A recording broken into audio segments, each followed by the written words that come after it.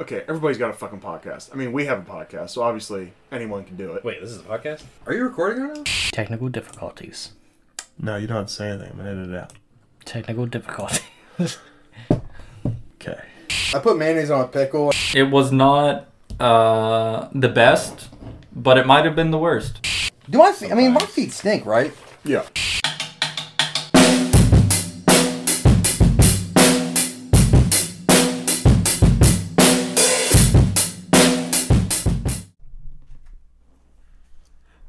Hey, How's it going? Django. Django! Yeah. So did you get to the 1966 Django? I did. Okay. So we'll start with that. What'd you think of the 1966 version? You know, I kind of mildly like westerns in general, like kind of that old school era of it. The spaghetti western with like the voiceovers, I was able to kind of get through, the kind of the voiceover over the mouths not matching up kind of thing. That wasn't really much of a problem for me. But I wasn't super interested in it, to be completely honest. It had some really interesting parts of it, but the whole storyline I didn't really end up caring too much for. Okay. It didn't do too much for me, but there were definitely just segments out of it that I really enjoyed. So specifically, I really liked the, and I think that was kind of talked about in that documentary me and you watched the other day, of Django coming in carrying that coffin. It's just the imagery of it is kind of the most badass thing. Just random loner walking in, dragging a coffin. Yeah. It's just cool. Yeah, it makes you the most dark, mysterious, whatever type of dude that you can be. And then, just the sequence we get later on where it's I think they call them the regulators, it's the dudes with the black or the red bandanas over their heads. Mm-hmm. And we get the, minigun, kind of scene where it's just mowing them down. That was really interesting to me. We get the kind of wreaking havoc on people, and then he gets to show the gun later off, to the Mexican army guys. And he just shoots up the bar for some reason because he thinks that's a smart idea. I mean, yeah, and that bartender's been pretty good to you. I don't know why you do that to him. Literally, one of the major ways they're probably making money is by selling alcohol, and you just shot his inventory. Yeah, he will later die for you, and you just disrespect his bar. Yeah, fuck him. Yeah, I didn't like that. I didn't love that. I did enjoy it. It's got its warts, as any movie from 1960s era will. If I went back and probably watched a handful of other ones in this era, kind of got used to it, it'd probably sit a little bit better with me. But I watched Django Unchained first, and then went back to this. Oh, so my order of operations, I think, just very flawed. Yeah. Yeah, if it's in the parentheses, you got to do it first. I know. It's the whole thing. Math is hard. My Django 1966 notes are very short, so I'll just do a quick blow through of them. Yep. On my thoughts as I watched it is just the very long intro. Django's a bad dude. Bad as in dude's bad. Yeah. Bad. Yeah. Sir, can you leave your coffin outside? Seems very rude even in Civil War era to drag your money coffin onto the floor of my bar. Well, it helps that the entire town is just drenched in mud. Yeah. Again, he's a bad dude. Oh, that's what's in the coffin. Very, very, very slowly learning about Django. Mud wrestling prostitutes here. Got me going. Even Mr. Blonde wasn't that bad. Cut the ear off and feed it to you. A little rude to the bartender. I'll show everyone my gun on your inventory. So it's a glorified cowboy-style heist movie. This guy's greedy. The classic, I'll give you more later. You don't need your money now. He said he never should have trusted the American. He's just paying you back, man. You don't want to give him his gold. Quicksand. Classic. We never kill a thief. Otherwise, he couldn't come back and take his revenge on us later. Really did a number on those hands. Seems like karma got the Hugo gang. Guess Django won't be getting them. Poor bartender. So that was a pretty sweet way to end the movie, but no way he pulls it off. So yeah. Just thought it was a movie. It was definitely a feature-length film. It was yeah. It was a feature film from 1966. It was okay. Yeah. Like I said, it still had pretty enjoyable parts to it. I think it's just the whole experience, in comparison to what we have to relate to now. It's just it wasn't there. But at the time, it was probably a lot more exciting and probably more culturally significant, just with what the other westerns had been doing at the time. All right, that's about all the time I care to give to it. Oh yeah. There is a way better movie from 2012 that we can talk about, and that is Django Unchained. So I'll just blow through the plot real quick by bullet points. Won't take long. Start with a bang. King buys Django. King shot the sheriff, not the deputy. The marshal owes him $200. Brittle brothers die. I can't see fucking shit out of this thing. Getting into Mandingo fighting. Django and Django. Let's go to Candyland. A little troublemaker. Dinner goes wrong. Handshake gone wrong. Candy and King dead. Django gives up. Django escapes the Aussies, goes back and takes his revenge, rescues his wife, and blows up Candyland. That's Django Unchained. That'll work. For my liked, didn't like, I thought this movie was perfect, and I have nothing negative to say about it. I liked everything about it, the attention to detail and the era. All the acting was fantastic. The story makes sense to me for the most part. I don't really see any apparent plot holes. What you got? Yep. So pretty much the same thing as far as what I liked is the acting was very fantastically done. I like the kind of like unlikely duo, like unlikely partnerships, so you got your black dude and your white guy, and they're going to partner up. And for some reason, like King just finds enough value in Django just to do something with him and, kind of take him under his wing. So I kind of like the unlikely duo, just like teaming up and going on an adventure kind of thing. It's to King's benefit in the beginning and then Django's benefit towards the end there. But just thought that's a really cool dynamic. I like the journey and development of Django as far as starting off as just like a, slave who just wants to get his wife back to, I will do whatever it takes and commit atrocities in order to get her back. So kind of that a little bit of like fall from grace main character, but he's still like the the hero at the end, just because victories written by the survivors, I think is a line there. So there's no one else to be like, oh yeah, Django killed like 860 people, but it's fine because he got his wife back at the end. Sure hope none of that trauma comes up later. And then, as far as the complaints, I didn't really have any. This was a fantastic movie. It was almost 3 hours long, I think like 2:45 or something like that. Yeah. Couldn't have cared less. Sometimes long movies really take it out of me, but this one was at least exciting from, kind of plot point to plot point. Yeah. The only kind of thing was the internet told me that it was originally intended to be a two-parter, kind of like Kill Bill. So it would have been a little bit more expanded of a story. And I would have loved to have seen that expanded story for sure. The internet also lies to me and tells me that like a lot of those cuts do exist. So there is potential energy for, a mega final cut, something to be released at some point, but we would have seen it by now. Yeah. But yeah, it would have been cool to see kind of a two-parter, maybe like 2.5 hour a piece type of thing. That would have been really exciting, I think. And just to get to spend more time with those characters in that world, all of it. Yeah. Yeah.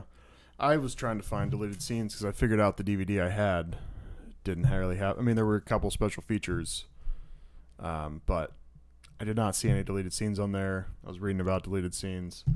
I was very sad when I couldn't find any on YouTube. Sure. So that was sad because I would have liked to come with more here, but whatever. For my bad trailer, I had anti-beer ad. Man has beer for first time with dentist, and then he goes on killing spree. What did you have on bad trailer? My bad trailer was just like lunatic slave kind of thing. So it's literally just only hard cuts of Django just killing people and just kind of the terror and chaos it creates. So rather than any positive element, it's just like a murder flick. I dig that. What was your bad summary? Bad summary. So I had a couple here. I kind of struggled with these, honestly. Mm-hmm. So one of them was like a headline come from like the newspaper of like the people around the candy farms. Mm-hmm. And it was gas leak at candy farms caused explosion killing all residents, because they don't know what happened. They just knew that it blew up, Right.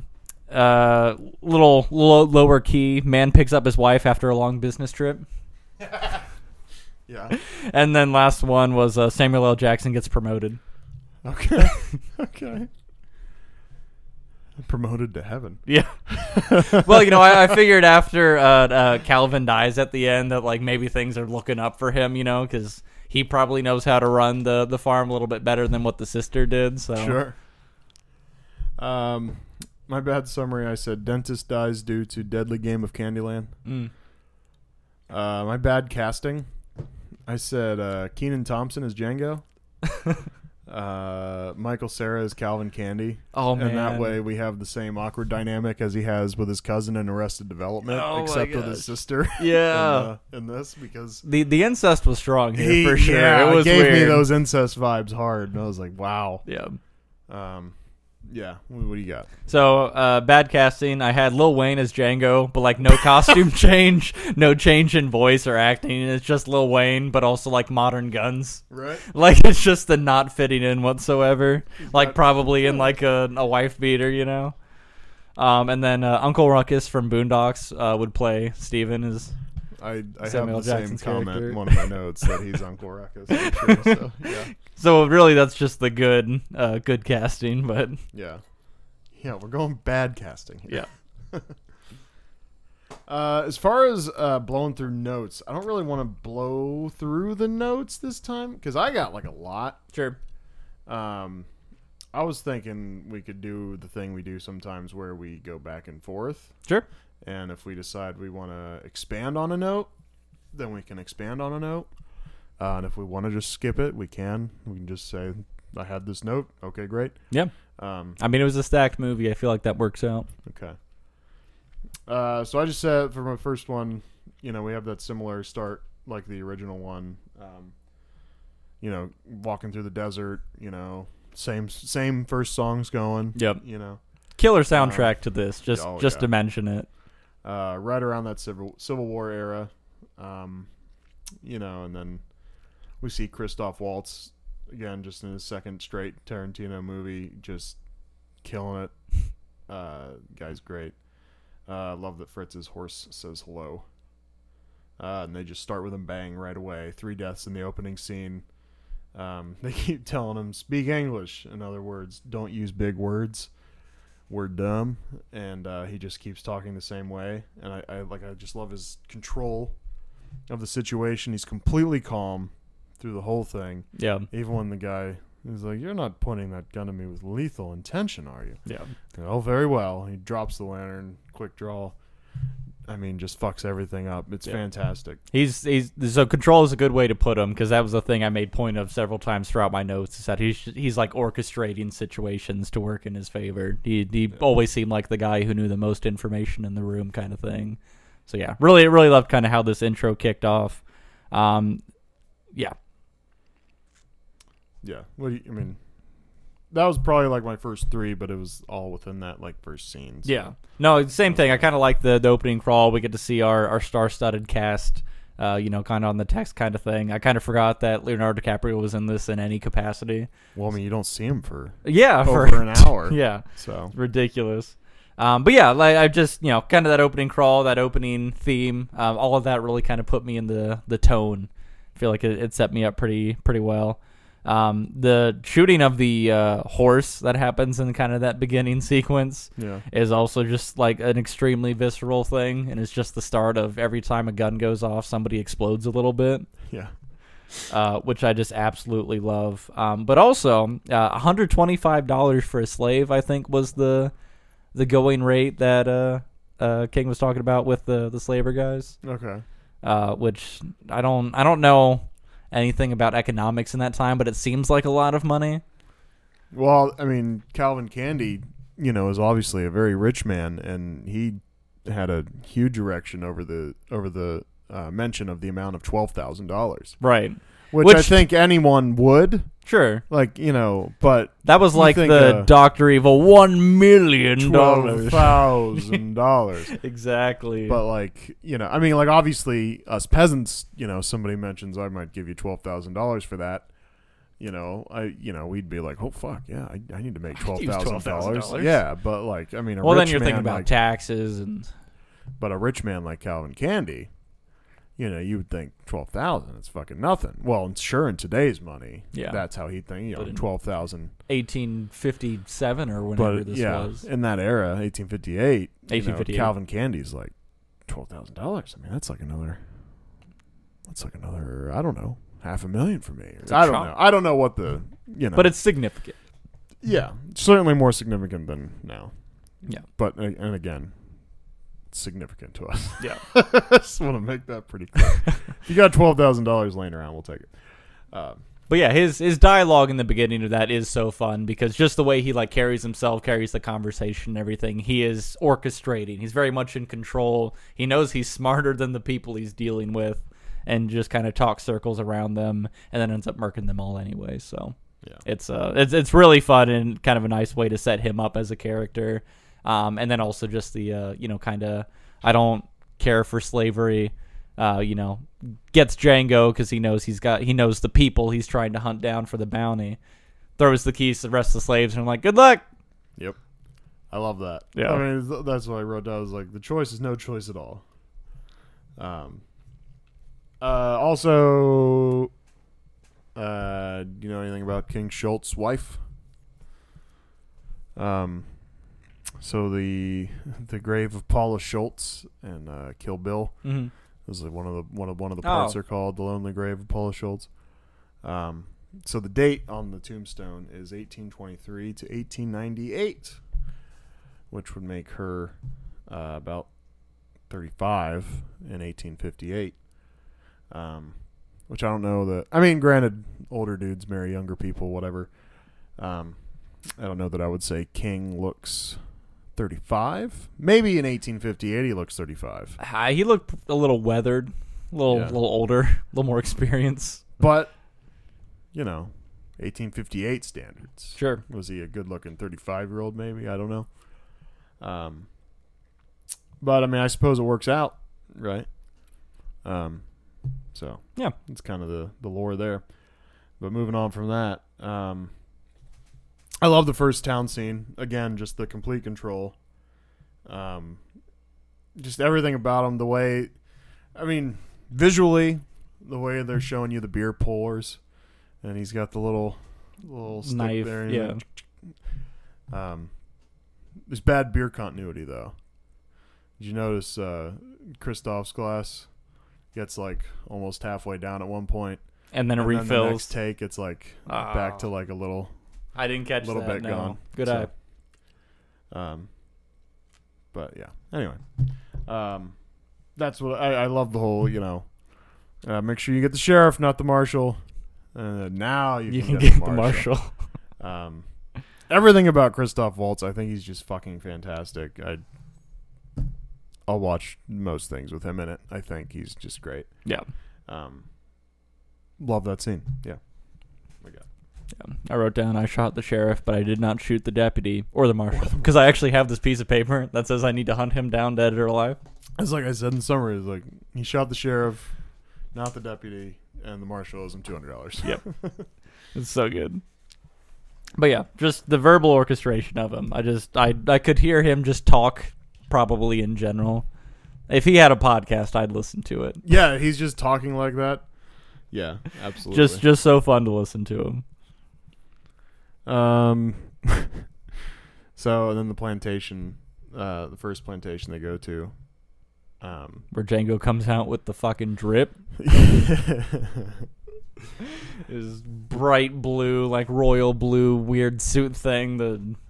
Yeah, I don't know enough about things, but yeah, he just came out looking. He looked like he should have had a powdered wig on. A little bit, like the very founding fathers-ish outfit. But it's just funny to think of like what he would have thought looked like cool and expensive and regal at the time. Yeah, because he was like, "Oh, you get to pick out your own outfit. It's all your character. You got to pick out your costume." Dress that way? So good, man. I just got burned by this bitch. I'm supposed to be a free man. I got burned by her. Jeez. Yeah. I don't understand Big John. The pages stuck to his shirt.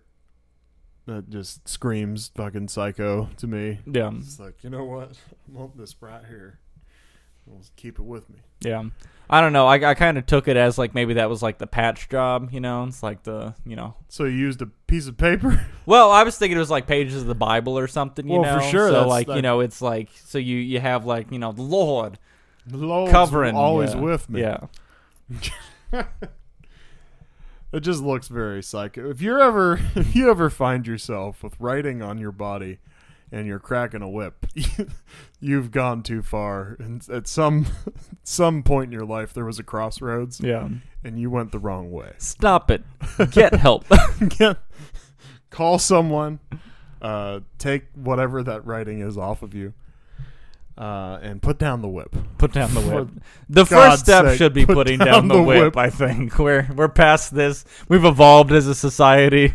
If you ever find yourself cracking a whip saying things about the Lord, just stop and assess, you know? Let's relax a little. Just a little bit. So I love that whole thing. Django, you know, kind of gets his wings there, right? He's like, you know, gets his first couple kills under him. You know, it's a pretty sweet scene. My only complaint about that scene is just the shot angle. The entry exit wounds don't really make sense on the Ellis dude, the guy riding the horse across the field there. Yeah, they're looking at him like this, and then he shoots him, and somehow it enters from behind him and exits in front of him, and then it somehow sprays on the cotton to this way. So that was a little goofy, but obviously, the imagery is fantastic of the white cotton, and it gets the blood splatter. It looks really sweet. Yeah. Cool. Yeah, so just out of kind of a little bit earlier in that scene, so where Big Daddy is trying to talk to one of the slave girls and is trying to figure out how to address Django in general. Yeah. Because he's like, I can't call him, like, we don't treat him like a slave, but treat him like, oh shoot, who's that kid we hate? You know? It's like, treat him like that guy. You want I should treat him like white folk? No. Yeah, like the hard. I didn't say that. No, I didn't say that. I didn't say that. I don't know what you want. Yeah, I see that. It's like, what a conundrum that you're just like, how do I keep face in front of these other slaves, but also I have to be kind of nice to this other black guy? What do I do? Treat him like that kid we hate. Yeah. It's like, know, Jerry. Exactly. Treat him like Jerry. Treat him like Jerry. Yeah. Love that interaction. And then I like the way that, you know, later on, Django runs up on John Brittle, kind of like this like weird kind of dorky-ass superhero kind of thing with his blue suit, but then still like puts the work in on him using the whip. I thought that was very satisfying. But also, like, I'd imagine using a whip's kind of hard. Like, you know, I've never used a whip, never held one in my hands. I don't know how to do the whoosh. Right. So, I don't... Thank God. Yeah, thank God. But, like, you know, as a slave, I'd imagine probably also doesn't have equal opportunity to use a whip. He sure was handling that thing with, like, the utmost dexterity. I think he's probably watched it happen enough times. He's like, I got it. Like, if you can watch a bunch of fat, uncoordinated white dudes whip your wife... That's fair. Then you're like, well, I know how to do it better. Sure. And if I ever get my hands on a whip and whip one of these guys, I think I know what to do. Yeah. And then I like the exchange between him Plus, and Kit. Black people are better at everything. Yeah. Athletically, just, you know, just saying. Harder, better, faster, stronger. Yeah. I like the exchange between Django and King, where it's like, are you sure? Yes. Are you positive? I'm not sure. You're not sure? I don't know what positive means. It means you're sure. I'm sure. Yes, I'm positive. I'm positive. I loved that exchange. Yeah. So yeah, that whole scene was really fun. Afterwards, we kind of cut to where King has like that secret storage in the tooth of the wagon, the cart, whatever. Did you notice he was whistling the tune when he was whistling the Django? I didn't catch that at all. No, it's a good catch. But I like that was where like the secret storage was. So that was kind of neat, and then they ended up throwing like the dynamite in there, I think. Yep. But that was fun. The interaction of Big Daddy with I I called them the KKK dudes in my notes, but that would have been the regulators at the time. That was the precursor to the KKK. So the regular guys who were on the hill bitching about the hoods and stuff, I thought was just like the funniest thing. And we sat on that scene and that conversation for so long for it to be like so insignificant. And I just love it when they bother to have scenes like that. It just makes things feel a little bit more real. Dude storming on, I was like, well, I can't remember what his wife's name was. It was like, well, don't you all come to me or Darla for nothing anymore. Yeah. And then, he rides off. I just love that interaction so much. It was so fun. So the one special features thing I'll probably say, because I didn't get a great ton of information other than the set designer guy. He apparently died during shooting. Oh no. Not of an accident, but he had a stroke. We said during the shooting, so I figured. Yeah. Was he on the regulator side or was he going up against Django? Yeah. Is J. Michael Riva. So I guess he had a stroke during all the shooting, and that was not the literal shooting. Yes. Just to clarify. So that sucks. He died. But there's a couple interviews they captured with him, before they were done, because they still had to make the rest of the movie. And then, but so he was talking about, for one, the tooth up on top of the wagon. He said they had to make 20 of those things because the way it bounces around. He said they just made 20 of them, and then they would just keep breaking because the way they bounce around and whatever. Oh, okay. And it was Quentin's idea for the hole in there to put the money in and all that stuff. So yeah, it was nice. So there's that. One a fuck ton of interesting special features things, and I do not want to bore everybody, so I'm not gonna. Which I'm kind of surprised. Usually we get. I think if I would have got facts, but. I hate that DVDs kind of, or Blu-rays, whatever you're buying, kind of throw you off in this way, because you figure you're buying the Blu-ray or whatever, you're like, oh, this is going to have everything, all this bonus stuff that I want. But it doesn't always. And then you find out later, after you bought something, that you go and you're like, oh, there was a whole second tier. And if I want all the cool stuff. And sometimes the second tier doesn't come out till later, and so it's just unfortunate, because there was a couple things, like I said, but yeah, there wasn't just this plethora of things I'm used to going through. Yeah. Or maybe I'm just spoiled now that we just got done with the Breaking Bad stuff, and there was just a fuck ton of hours bonus of everything, yeah. And probably too much of it, honestly. But yeah, I love that whole thing. I think the best joke out of that whole deal is dude pulling the eye hole down and doing the dip spit out of it, which is both gross and hilarious at the same time. The clan attack is an awesome sequence, with the explosion. I'm 90% sure the calm guy in the mask that's talking everybody through everything is Quentin Tarantino. Mm-hmm. If If you really listen, I'm pretty sure that's him under there. But yeah, just that whole thing about now look, I say we go no mask, and then next time we do the mask, we do it right. We do it right. Go full regalia or whatever the hell he said. Yeah, it's fantastic. Yeah, I love just the petty bullshit of a period piece kind of thing. It's it's so insignificant, but it's the same kind of shit we would bitch about now. Oh, yeah. It's just, I love seeing that, but it's just in that different scenario, whether it's a Western, old school thing, a sci-fi kind of thing. People always have the capacity to bitch about work and to bitch about just anything they can. So I love to see that actually come out. It's Humans are always inherently going to find the shitty part of whatever they're doing. They have the best gig in the world, and then they're going to, they're going to be like, yeah, well, during the blowjob party Wednesday, the heat was on. How am I supposed to nut with the heat on? You can't. You're going to sweat too much. It's the whole thing. You'll find something. It smells. They brought in free lunch the other day. Fucking pickles on my sandwich. I hate pickles. I don't like pickles. I like pickles, by the way. Just so we know where I stand on pickles. Tell me more. Dill about the guy. pickles. I'm not a sweet. I'm not a bread and butter pickles guy. Yeah, I hear you. I don't know why I got hung up on the pickles. Tell me more about the pickles. It was a bad example. I said pickles, and then I was like, hold on, people are going to think I don't like pickles. And we can't have that. And We can't have that. I like dill pickles, man. That's all. I guess what I'm trying to say, the reason I have this podcast is I like a good dill pickle.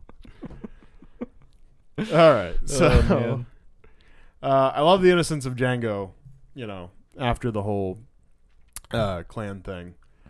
And, they're back up in their canyon or wherever they're hanging out. Yeah. Eating and everything. And, he's talking about the story of Broomhilda. And, Django just comes over and, he has this so innocent, childlike, just, sit down. He doesn't even say anything. He just he's sits just like, down what that is.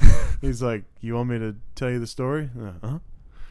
And he just listens eagerly and, asks questions, following up on everything. It's just, I think it's great. Yeah. Despite all the gore and the violence and use of the N-word, this is a truly, heartwarming story of this guy that, has this because it's slavery. It's, the worst thing, ever. And, you show this guy, he gets out of it, and he, he's essentially, he's effectively a child in the beginning of this thing, and then King, just goes through and teaches him how to read, really takes him under his wing, and it's a really cool story, the one guy in the whole country who's not just a fucking terrible racist. So I do want to talk on that specifically, because one thing that I was reading up on was that a lot of German revolutionists and kind of extremists left Germany to come in kind of during that time period, and many of them were very anti-slavery when they came to the U.S. Okay. So it almost does kind of make sense for his character to be kind of in that anti-slavery mindset. Yeah. Because that was almost time period wise with whatever was going on in Germany at the time, that they came to the U.S. and held some of those same morals, and that they were anti-slavery and stuff. So I thought that was kind of a cool thing. I didn't look too deep into it to make sure that's factual, but that was the thing I saw on multiple different posts, which was really interesting. Well, Quentin's, notoriously just the strict stickler for just being accurate on all the historical shit. Unless he is specifically rewriting history. Well, sure. But that's something, for instance, even King's German, right? Mm-hmm. I don't remember what he's saying to the slaves. Does he say you three, maybe? For whatever reason, he holds the number 3 out. Mm-hmm. And we established just a movie ago in Inglourious Bastards how, he says three glasses. Rather than you said the three. Yeah. And he goes, so that's a problem. And that's what blew their cover in the basement in Inglourious Bastards. We're not talking about that right now. But the attention to detail, that historical accuracy, yes, it's so the fact nice that the Germans go like this, and even in the fucking slave movie, they're in Texas in the fucking woods, and he's like 3, fucking cool, you know what I mean? It's that attention to detail. That's why these movies are always so fucking good, and why I could pretty much watch all of them endlessly. Yep. Excuse me, on a loop. There's. I honestly, all the Tarantinos, I think Death Proof's the only one that I don't want to watch on a loop. And I didn't hate Death Proof. I think I don't know what I rated it in. By the way, I want to talk about I don't want to fucking rate movies by numbers anymore. I know I've gone back and forth because I was like, fuck the fucking number ratings. Let's rate movies by hieroglyphic. We'll just have one appear on screen. And it just won't make any sense. You're like, so what does that even mean? It's hieroglyphics we made up, and it's a whole thing. No, I think this was my new thought on that. Just while we're on the topic, because fuck any sort of. Apparently, I changed up the structure the way we're doing it today, and I'm just like, let's just go all over the place. But what I'm thinking is instead of rating by it's an 8 out of 10 or whatever, because I feel like a rating whore. Because I like a thing, and this, I would say 10 out of 10. Now, I don't know how other people feel about that, but I feel like I'm the fucking rating clown, when I say things. And people rate comedies low, And then I'm like, well, but for its purpose as a comedy, It's yeah, sure, funny. it's not a movie, but like it's a fucking. It did its job. I Yeah. fucking laughed the whole time. It's called a comedy. So then when people give it like a 1 star, and you're like, How? it's for laughing. It's not for. It's a genre thing. What? So it kills me. And so this is what I'm thinking for us. All right. I'm thinking we take all the movies we've reviewed, and when you look at the list, like maybe everybody can have. Now, granted, everybody's like you and I at this point, but Sure. you know, we'll see what's going on later. Maybe we have all the movies we've rated, and on our personal ratings, we can have. We don't have to do a number of stars, or whatever. If you want to do stars, whatever the fuck, but you can say like my personal list, how I would rank all these movies that we've watched. And so, you know, I would say like, you know, Pulp Fiction 1 would be like top of my list. Sure. And then, you know, so on down the line. And, you know, there's still a good bit of like evaluation and thought to it, but it's not the, cause I just feel like everybody's fucking 5 stars or 4, well, it's never 5 stars. No one Yeah. ever gives anything a fucking perfect rating. And I feel like a slut because I would just be like, oh, 10 out of 10 on Django, you know, 10 out of 10 on Pulp Fiction, you know, whatever, right? But like that's how I feel about those movies, right? So, I don't know. What do you think about that? I don't mind it at all. It's kind of in reference to like what our own opinions are, rather than like trying to set a standardization across multiple people and then trying to convince these people that it makes sense. I can put it in my own frame, be like, as far as I give a shit, this is where I'm gonna put it in what I like. Yeah. And you know, we do that justification in this conversation here, so All right. I can live with that. I like that. Yeah. Now, for our In and Out members, maybe they'll just give a rating because Yeah.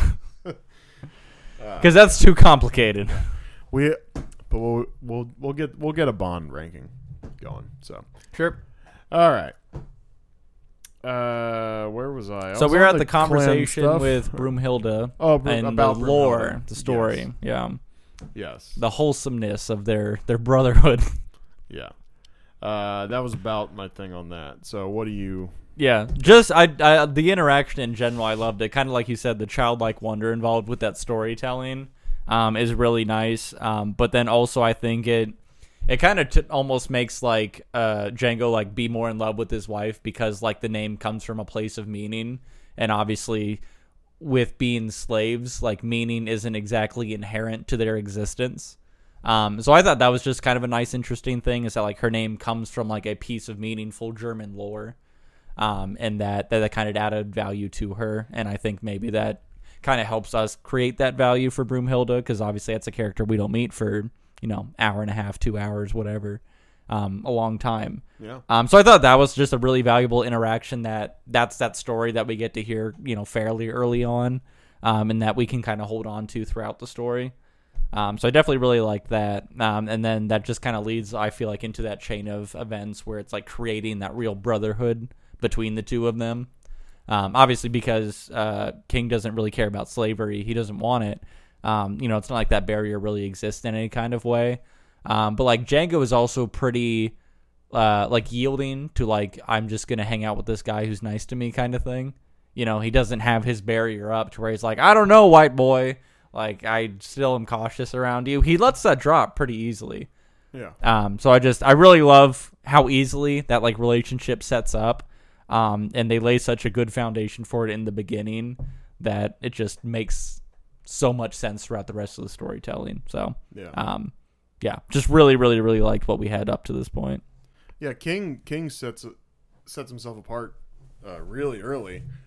You know, with that whole thing. You know, he's talking to Django, and you know those Speck brothers who are like, "Hey, quit talking to him like that." Like what? Like I'm talking to him. Like what? You know, it's like I feel like the underlying tone there was like, you know, like a person. Yeah. Like, you know, where he doesn't really give a fuck. You know, King thinks these are all people. Yeah. You know, and when he's unchaining Django and he's like, here, hold this, my boy. You know, to the dude at the back of the line, it's a fucking rifle. And the guy at the back of the line's like, what the fuck? It's like, I could kill you all. Like, yeah, what? Like, what? You're not trusting me with it, you know. And you see the whole time, if you watch him in the background, he has no idea. He's like, looking it over for a minute, like I don't know, and, like King's just paying no attention. He's unlocking Django, talking to him, all this shit, right? So like he very early sets himself apart. They walk into that bar in that first town, and he goes, hey, sit down, my boy, and goes and pours him a nice tall glass of beer. Django's he gets him the beer. You know what I mean? Yeah. He serves him, and he's just teaching him the way to be. They walk in. Oh yeah, take that. He's like, oh. Hat off the table, even put it on the chair. Hat off the table. Yeah, I love every bit of. This guy's never been treated like and again, like I said earlier, it's like a very heartwarming thing. It's like, dude's never been treated like a person. Yeah. And it's like all King does is treat him like a fucking person, and it's really cool. It's nice. What brotherhood? So then we go and meet Calvin Candy doing dingo fighting. Mm-hmm. I'm just prior to that though. Yeah. One of the quotes is like during kind of like the training for the gunslinger action and whatnot. Sure. One of the lines is, "This corpse is worth $7,000. Now quit pussyfooting around." Because I think this was when they were kind of perched up watching the guy and his son, kind of tilling the farm or whatever, and Django's having some of his hesitancies or whatever. He's like, "This is the job. This is it." Yeah. Yeah, I thought that was a really funny line. It's worth $7,000. Now quit pussyfooting around. Yeah. No, that was a good scene. Yep. The winter thing, it's a note I have. Oh shit, that's a note I skipped over actually. Because all right. So what I said was I'm almost disappointed, but obviously not, because the rest of the movie is also fantastic. But when it comes to the start of like the candy part of the movie, because I feel like I could just watch a whole movie about King and Django just bounty hunting in the winter. Django learning stuff from King the whole time. Like, and all that does is give weight to why this could have been a part two-er. You know what I mean? Yeah, you could have. Yeah. Absolutely. So here we go, meeting Candy and all that, and so Franco Nero, who was and I hope I'm saying that name right, who was the original Django, in 1966. He's the one with the other Mandingo, who's gets killed, and he leaves, and he's very disappointed. But before he leaves, he goes up to the bar and he says, "Tequila," and he goes, "Well, what's your name?" And Django's sitting at the bar smoking. He goes, "Django." He's like, "Can you spell it?" And he spells it out for me. He goes, "The D's silent." And he goes, "I know." And then he walks out, and I really liked the Django and Django meme. Really nice exchange, yeah. It was pretty cool. It was almost like he did better there what he meant to do in Inglourious Bastards with the dude who was in the initial Inglourious Bastards. Yeah. Because we missed him entirely. Yeah, because in the special features, there's the whole like yelling fire in the theater, and that's that was his thing, because that's what he says in the initial fire. And then I frame by framed that fucking thing. I'm like, where is he? I rewound it and played again, and I'm like, is he gonna say fire? Like I can't. I think it's out. I think it was out. So like he really nailed it on this one with just Django and Django standing at the bar. So that was pretty cool. Yeah, real good. So, I love Leonardo DiCaprio. Just as an actor, he's just phenomenal. Yeah. I love that I had kind of forgotten that Leo was supposed to be in this. So then when we have because I'm pretty sure it was like the dramatic kind of turnover, and then we had like the zoom in kind of thing. It was just this really awesome frame, and I was like, Leo! Yeah. Was so hyped to see him. I just love like the way he can do the whole like I'm very volatile thing. Like he's very good at that getting crazy thing. Like in Wolf of Wall Street, like that. He's very just he's very good at acting like he's on drugs. Maybe he's on drugs. I don't know. Yeah. But it's not often that he plays like the straight up villain type character.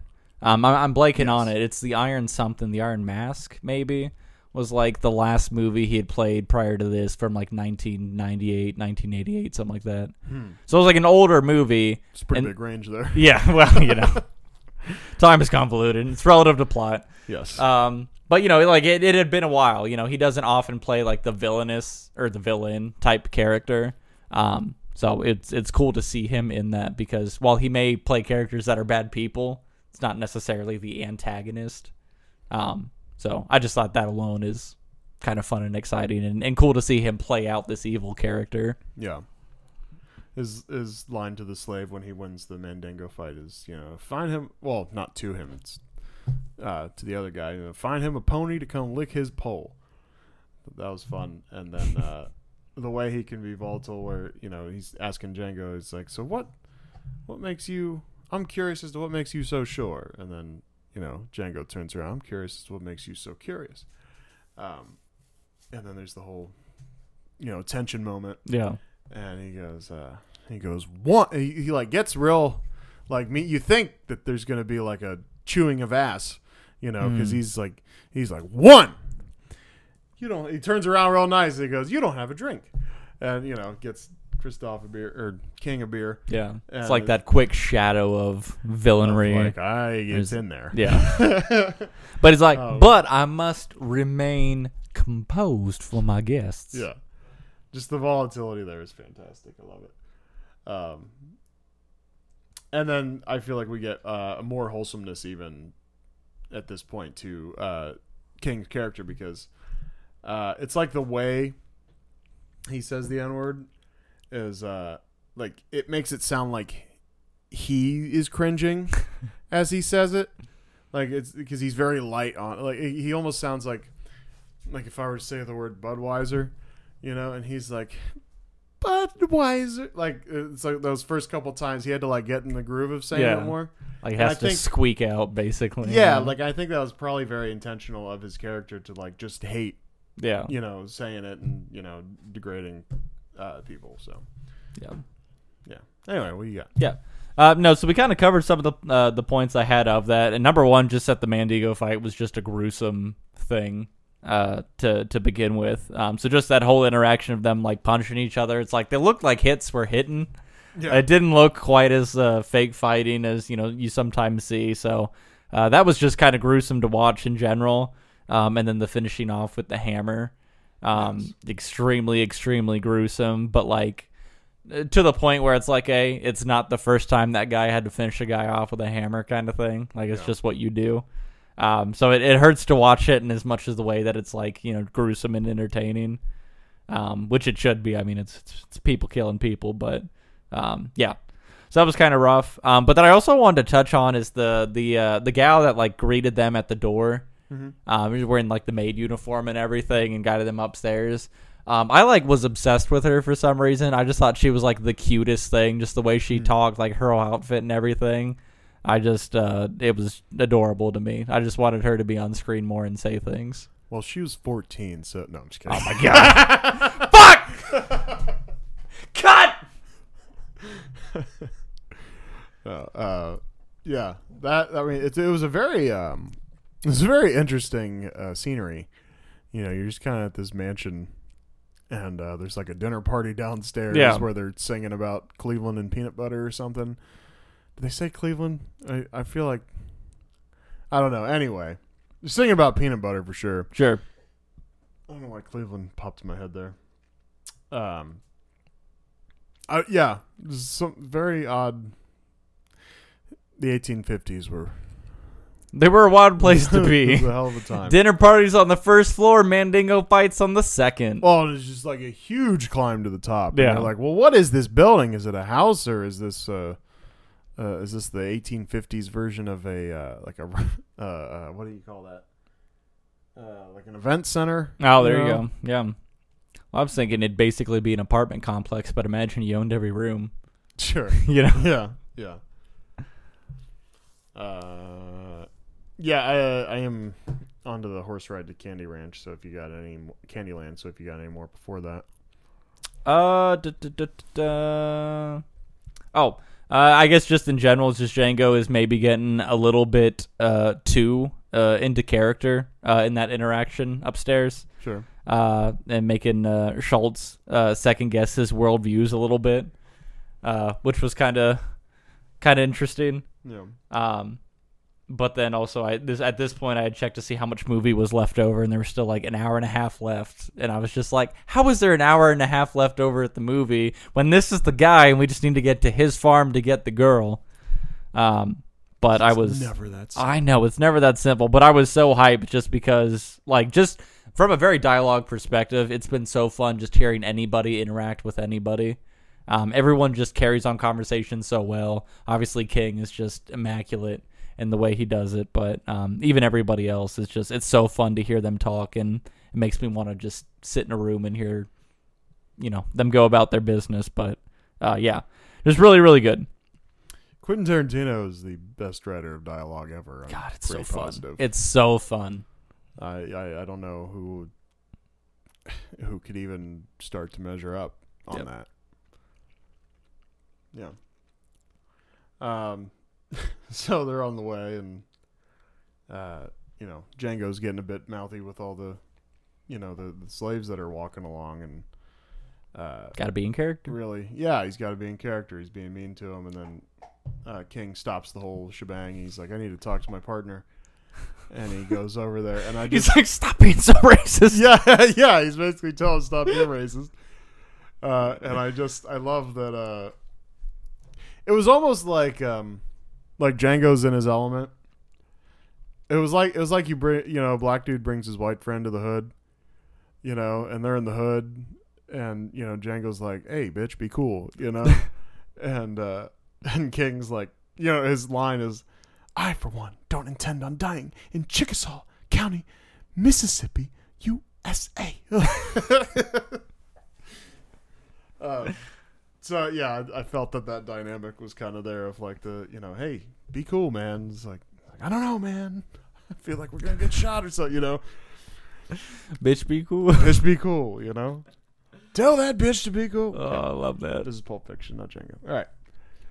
Or, Yeah. other way. You know what I'm saying?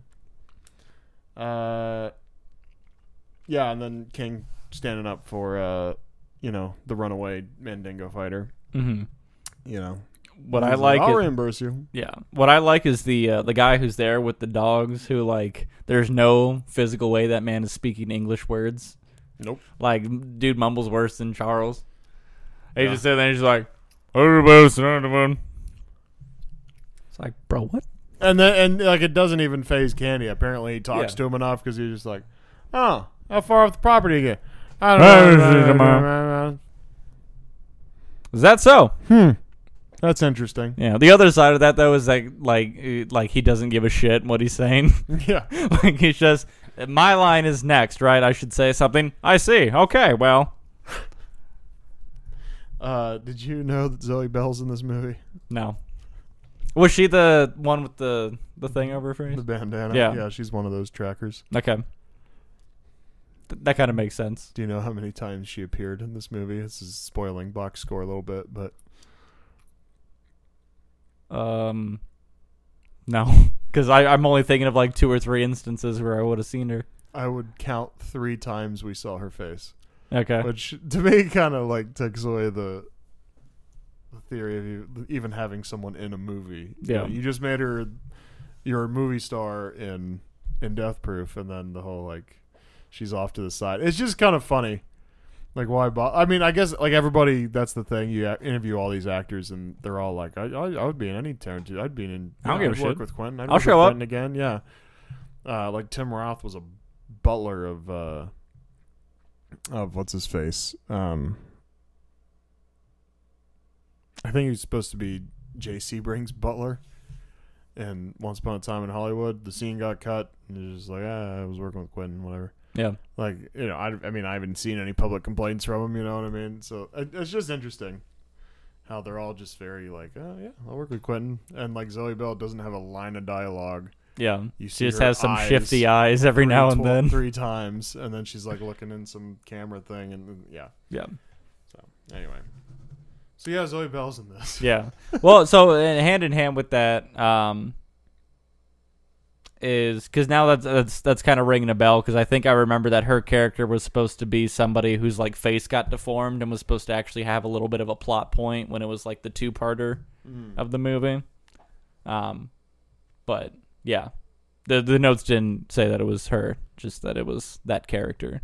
But yeah, no, that would have been interesting. Maybe she was intended to have a little bit of a more significant role, but Yeah, I might have to find a Django more bigger box set type thing. I need more fun facts. Well, like, I don't know. Like, deleted scenes can be a huge fucking letdown at times, but they can also sometimes be really cool. And I find it disappointing when they delete stuff and they just go like, oh, well, and they don't include it. Like, I got mad at Breaking Bad, like, with a couple things where it's like, you thought that was a good deleted scene, and then they would talk about something in a commentary about something they took out. And I'm like, how is that not in the fucking deleted scenes? Yeah.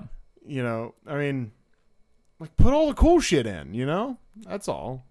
You spent the money, the footage is just sitting there. Yeah. Just let me see it. I bought the thing. Give me the thing. You just give me the stuff. Yeah. Anyway. Yeah. Dog murder's brutal. Yeah.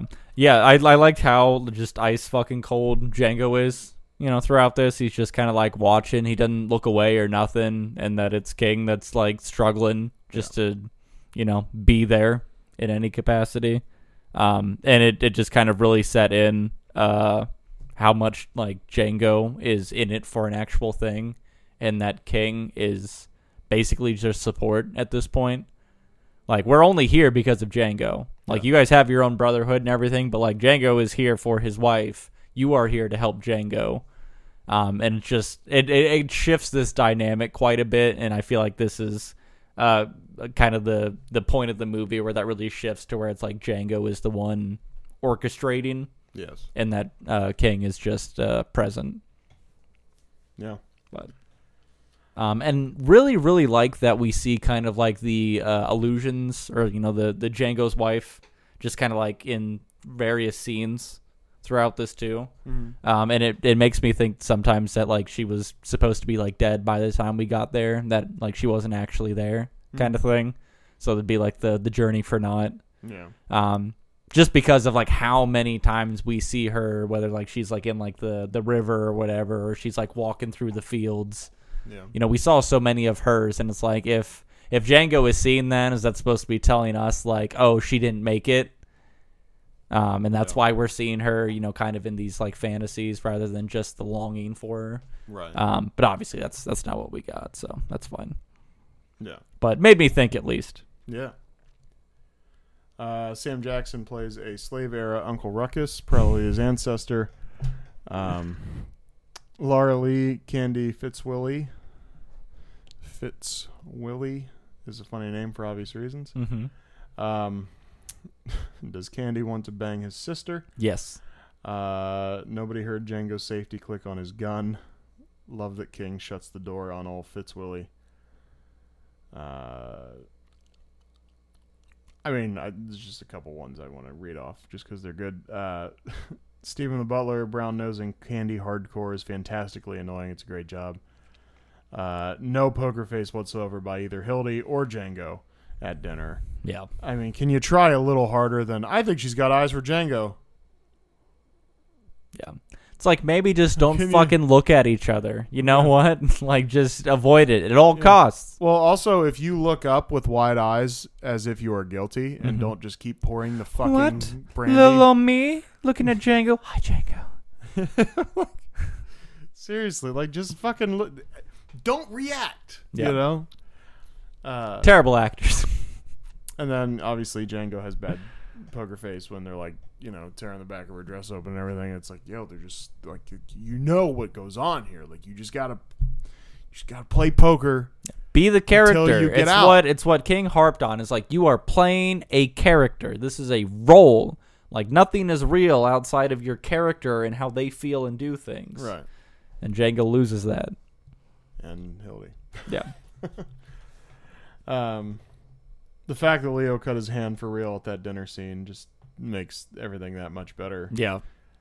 And then I am further than that. So, I mean, whatever you got Yep. within that whole So just running through kind of like once we get to the big house, Samuel L. Jackson being just the most unrecognizable as himself. I just thought the way they had like the hair and costume and everything. I until he opened his mouth and started speaking words, it didn't click in my head. Yeah.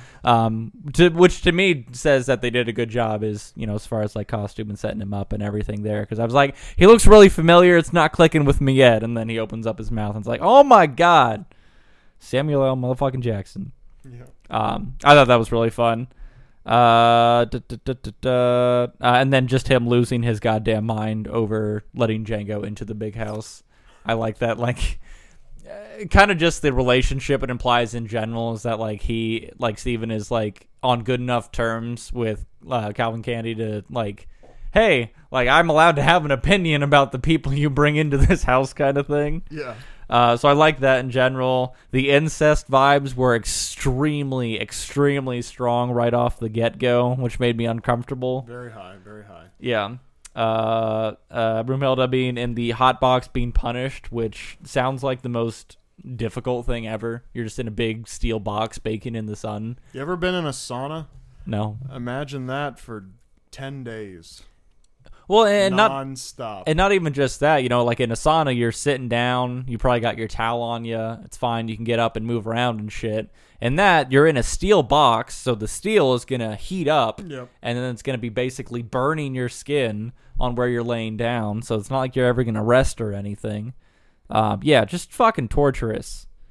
So I guess they did a good job at, the horrors of whatever this is, but... Yeah. But at this point, I'm like, what's the move? We still got an hour left. How do we fuck this up? Mm-hmm. That's always kind of my mindset is looking at. It's like, how do we, like, we seem to be going very well. How are we going to ruin this? Just wait. And I figured it was going to be on Django's side. Like, and granted, they do kind of the failures throughout the dinner as far as making it too obvious. I even thought, it's the scene where King asked for her to come up. They close the door and we see just like the foot on the other side of the door, so like someone listening in kind of thing. It was Django who was the one listening in, but until we had that pan up, it started at their foot. So I was like, holy shit, like what if like Calvin knows some German and he's like listening in on them, and like that's the fuck up kind of thing, or like if it was just one of like the other workers there. So I was like that would have been kind of an interesting dynamic to hold on that and then wait until it kind of explodes later on. Yeah.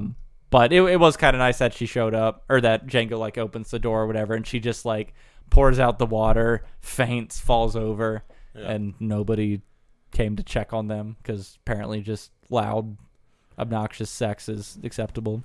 Yeah. Yeah, and I mean that was the expectation that Calvin had. He's like, "Oh, did you get to explore or whatever?" Like he was being really graphic and Get gross. these clothes off her? Yeah, it was. It made me feel gross, so that's how I knew they did a good job. But yeah, so I expected kind of just that scene where it was like maybe it was gonna be Calvin on the other side, knowing a little bit of German, maybe picked up on some of that conversation, fucking things up. Yeah. And then just it hurt a lot when they brought her back out during dinner and like opened up her back to show like the scars and everything.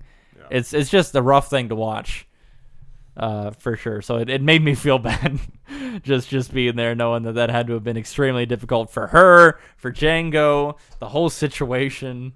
It's it's just rough. that perfect representation of just like the dehumanization of those people in that time. Like they're cattle, like they're nothing. Yeah. It's ridiculous. Yeah. Yeah, where are you next? So yeah, the scene, Calvin smashes his hand, kind of carries on. They like it enough, and then he rubs the fake blood on Broomhilda's face. It's all very gross and makes you feel weird. So it was a good job. Yeah.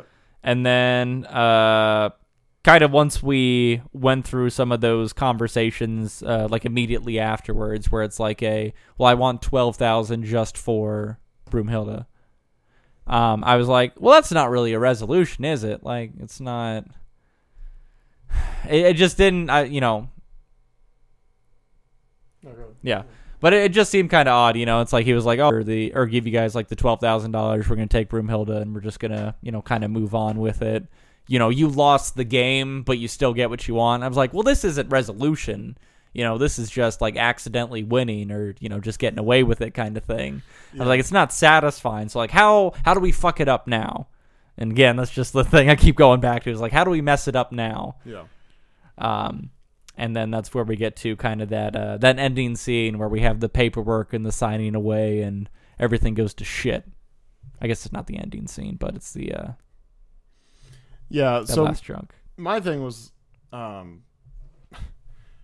can't we just do a thing where, again, with movies, it's a rule. Non-disclosure is a must. Mm-hmm.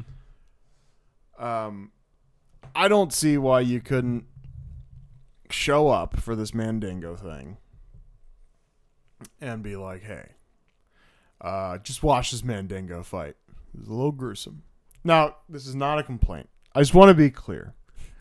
I'm not complaining because this movie is fantastic. And again, like, I guess I as a seeing it from like a real life perspective, I'm just going like,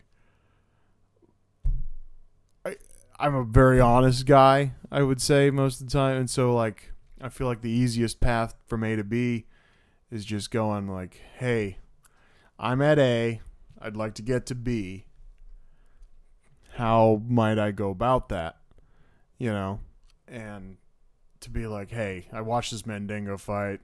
It was really crazy. I didn't like it too much. Mm-hmm. I do hear you have this slave that speaks German. And I don't know, I'd be willing to pay, say, $12,000 for, you know, whatever." I don't know. It seems like there was an easier path, a more straight line. Yeah. Between A to B.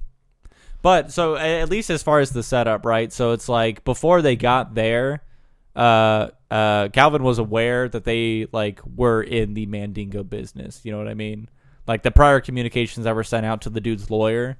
Right. Like was and saying if that's what you got to do to make that first contact. Yeah. Then fine. But you could have just as easily been, "Hey, I am German. I hear you have a slave that speaks German. I want one of those." You know, create the instance around that is what you're saying. Right. Like, and you can still make that first point of contact and show up and just be like, "Oh, this, you know, I thought I was into Mandingo, but this isn't for me. But, you know, the other reason I wanted to see you, Mm-hmm. you know. That's all. I get you. Yep, definitely could have been done a little bit differently, a little bit cleaner, but then we wouldn't have had as much. Yeah, there wouldn't have been a movie. So, again, it's not a complaint. I'm just thinking, like, in real life the situation. Realistic, yeah, we could have done this better. In a real life scenario, if I was trying to obtain my buddy's, you know, my slave buddy's wife that has been enslaved by a guy owning Candyland, you know, I think that's probably how I'd go about it. Okay, so he's into Mandingo. I'll go, and, you know, the whole bit. Do the dance. Yeah. All right, so anyway. I said everybody loses in a big dick off because it's just like one thing I didn't notice that I read somewhere was, you know, I feel stupid for not having noticed it and having read it, but, you know, they say the lawyer tells King, like, "Hey, address him Monsieur Candy, not Mister." You know, he likes to be addressed as Monsieur. But he doesn't speak French. But he doesn't speak French. They don't speak French to him. Yeah. So he goes in that final scene there. Like, you probably get away without doing the whole handshake business if you just say Monsieur Candy one more time. Because I didn't notice, but he says, "Well, Mr. Candy," you know, and then tries to take off, and you're kind of wondering why he's like kind of boiling over all of a sudden, you know. And you know, so having read that, I was like, "Oh fuck, I'm an idiot." And so then there's that whole go ahead. No, I was gonna say I didn't catch that at all either. So yeah. So he does that, and then, but you know, so I think the whole thing with eventually just giving in to like fuck this guy and, you know, use your sweet arm gun. Yeah. The coolest fucking thing. Shades of Taxi Driver. Yeah. If you put any type of small gun in a rail system on your arm to just flick out and be able to shoot somebody, you were the coolest fucking person I ever met. In a fictional setting, of Yes. course. If you do that in real life, you should stop it and get help. Yeah.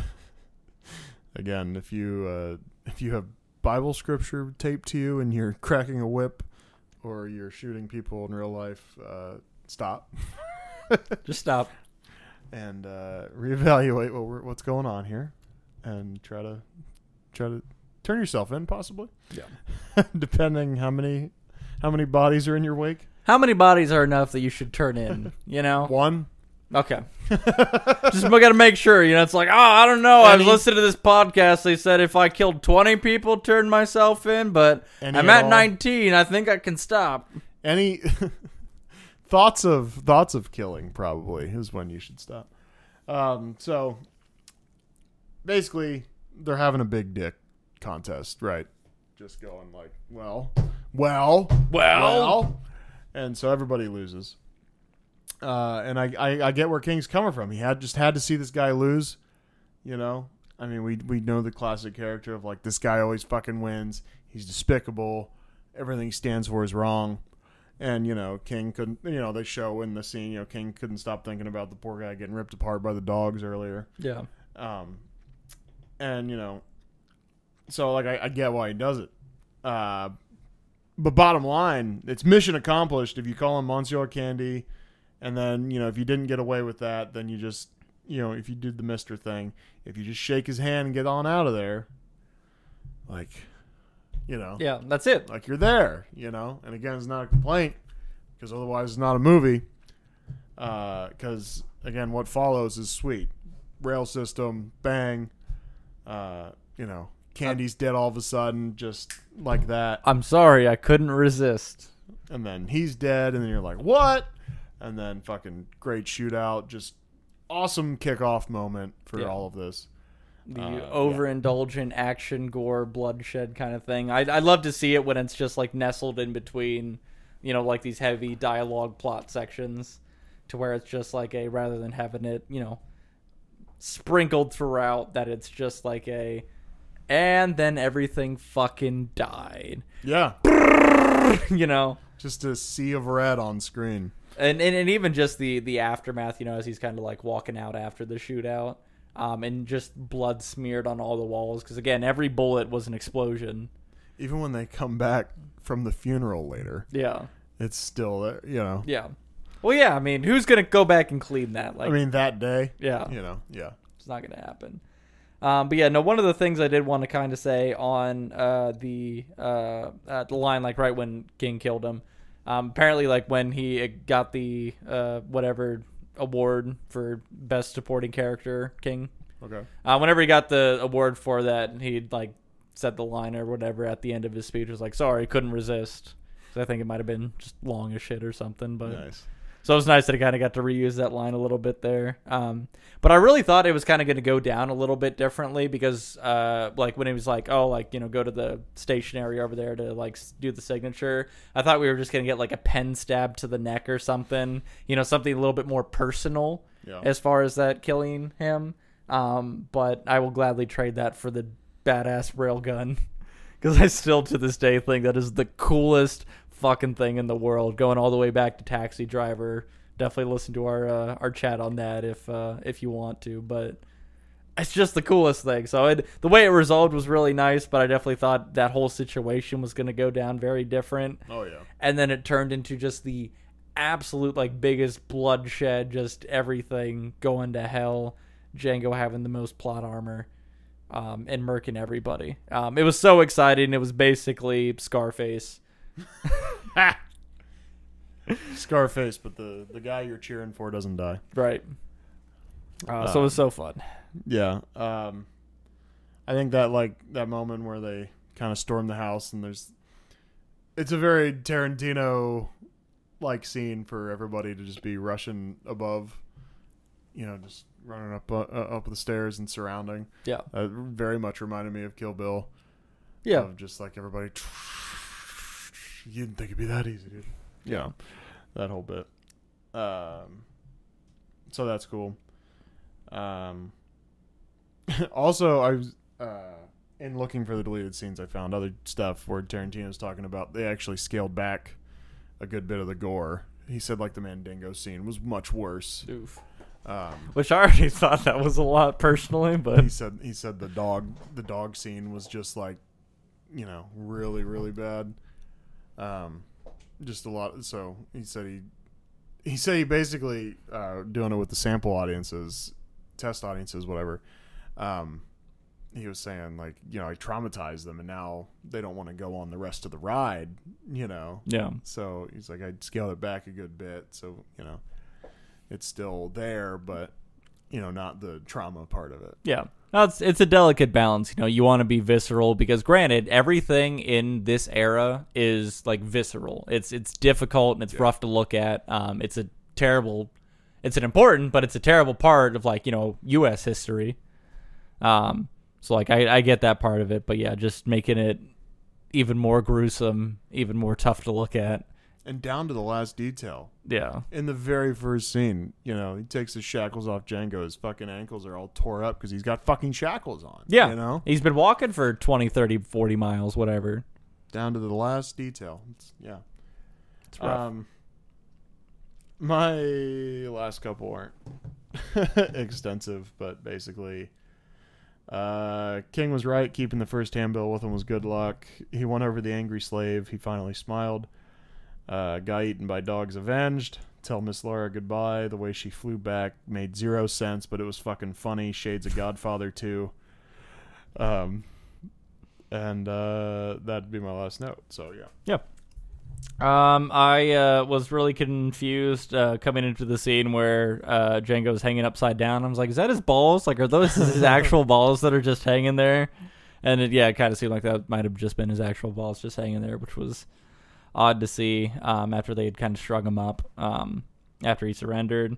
We had... So I only read about deleted scenes about this, but apparently, so you kind of see Django hanging there and he's not like sweaty or anything. Mm-hmm. And apparently, like that last scene right before, you know, Steven's like bye or whatever, like he's like sweating and shit, like profusely. Yeah. And apparently there was a cut scene where he like embarrassed Steven in the house because he was like saying like, oh, the head house slave is like, you know, because remember he says that in the meeting with, you know, when they're talking about what they're going to do to rescue his wife when he's talking to King, you know, he's like, being the head house guy is, you know, the worst.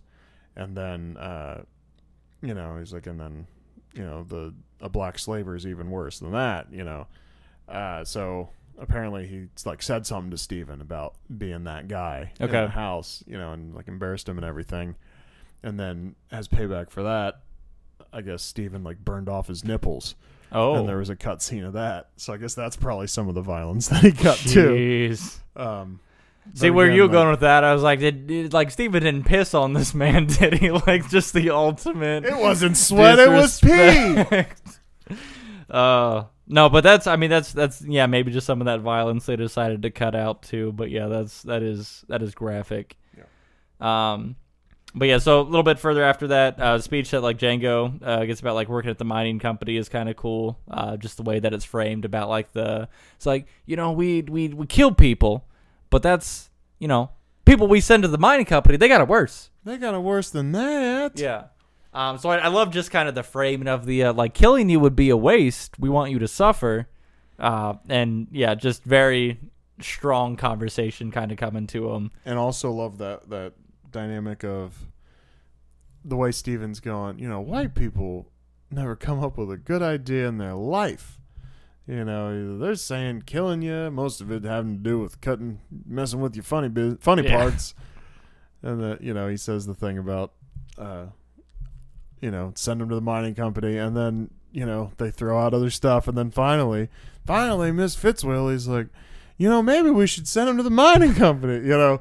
Just that classic, you know, underling making the actually smart suggestion, and you know of course the person in charge like taking it as their own idea later, you know, like classic white people. But yeah, so that was really interesting. And then I liked, you know, kind of in that last chunk before we really get like the final ending there. We have Quentin Tarantino's kind of cameo in there, where he's like one of the mining guys, and Django's like trying to convince him. He's like, well, you know, there's this contracting thing, and he's kind of like giving him the same spiel almost that like King was giving him in the beginning. Yeah. Where it's like, hey, well, see, he's worth this money, dead or alive, and we can do this, and that money's just sitting there, and if we go in there now, we can just go ahead and get it. And it's just kind of like that orchestrating kind of thing comes full circle, where it's now like Django's kind of in that position to be the orchestrator. I thought all of that like turned out really well. And then it's finally, you know, as soon as they hand him the gun, he just murks them all, grabs the dynamite, heads out. I love that Tarantino was exploded. Yeah. It was kind of satisfying. I like that he's not against, you know, putting himself out there for. It's fantastic. Yeah. You know, his dick melts sometimes. Sometimes he gets blown up, you know. Sometimes you just lose. Hey, his dick only melts in movies that aren't his. Ah, well. So yeah, so that was really fun. I liked the, you know, once everyone comes back in, I was like, blow the house up, blow the house up, blow the house up. And then Django does his speech and everything. He shoots the girl who, shoots off at this odd angle in comparison to where he actually shot her. You know, kneecaps Steven and everything. Like, it's all very gruesome. And I'm like, blow the house up. What are you doing? Yeah. I was like, this is such a letdown. And then I see, like, as he's leaving, he starts the fuse on it there. He's got candy cigarette holder. Yeah, it was such a good kind of end piece to it. And then just like the badass like exit, you know, the house explodes and everything. And then even after all this, like Broomhilda's outside, she's on the horse already. And then Django gets on the horse and like he's even like kind of showing off for her, which to me is just so silly. It's like, bro, she's already married to you. Like what are you trying to impress her for? It just seems so like maybe not in character, but in somebody's character to be like, oh, I'm gonna flex for my wife so she thinks I'm hot shit kind of thing. Yeah. And I thought that was just kind of a really weird but kind of cute way to kind of end that interaction. Yeah. The only thing I didn't understand was kind of at the end where it's like, and they're gonna call him the fastest gun in the West, and then in the South, yeah. And then it was just like this, like that was it, like that was the end, and then we went to the ending sequence, and I was like, why does that matter in any kind of way? Yeah. It's like this story isn't going on. We're not doing anything. What does that line of dialogue add to us here? What are we doing? It was an interesting choice, yeah. But hey.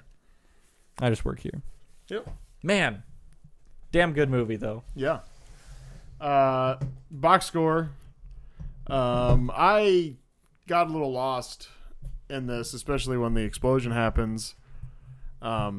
So there was a YouTube channel called Joe Blow Originals, and they had a death count video for this. So according to them, 74. So kudos to them. Thanks, Joe Blow. And times the N-word was said. I counted 99. Another thing couldn't have had that last one just to hit 100. Well, see, another one that I read said like 114. What my personal count was 99. Okay. So I am very open to missing 15. I mean, you could. They said it like the word hello. God, it was often. So, bad beer continuity 1. Comically large dip spits 3. Broken bones 3. Zoe Bell sightings 3. I had a couple questions, but I think we addressed most of them as we went on. Yeah.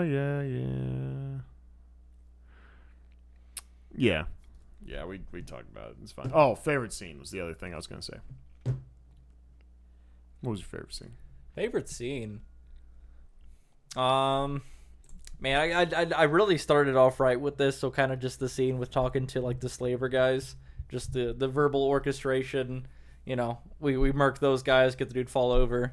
Really that intro scene I loved quite a bit. So that's the first one that's coming to mind for me right now. I think mine was where I felt he was like peak of his powers as far as King goes. You know, he just has complete control of the situation. The first scene in that town. Okay. Of, you know, make sure you get the sheriff, not the marshal. Now you can get the marshal, and pouring the beer. And it was this nice, like, getting to know King.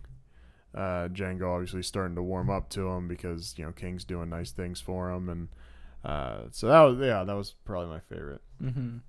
Definitely not an accident that King is probably one of the most dynamite characters, no pun intended, out of this. Well, no pun taken, because the Tarantino was the one that was dynamited.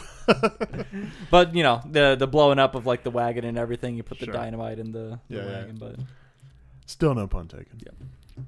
But yeah, All right. just such a good character. Love this for sure. So, yeah, I renounced ratings, man. Fuck a rating. Okay. We're gonna do a pod where we go through all the shit we've watched, and we'll have our rankings for those movies, Yeah. and we'll talk about it, and we'll put this one in there, and yeah, because we're like over 100 in now, so maybe it's a good time to do that. Time to start getting a leaderboard going, and right? we'll keep a thing going. Yeah. So expect that soon after this, I think. Yeah. So all right. So thanks for listening, or watching, or whatever you're doing. Subscribe to us on YouTube. Follow us on Twitter, Instagram, Concert Crisis. Email us concertcrisishotline@yahoo.com if you are wanting to tell us we suck or got suggestions or whatever. And subscribe to us on Spotify, Apple, wherever you get your podcasts. And I have that awkward pause thing again, so I forgot to refresh the screen. So, okay, that was pretty good. So thanks for listening or watching. Goodbye.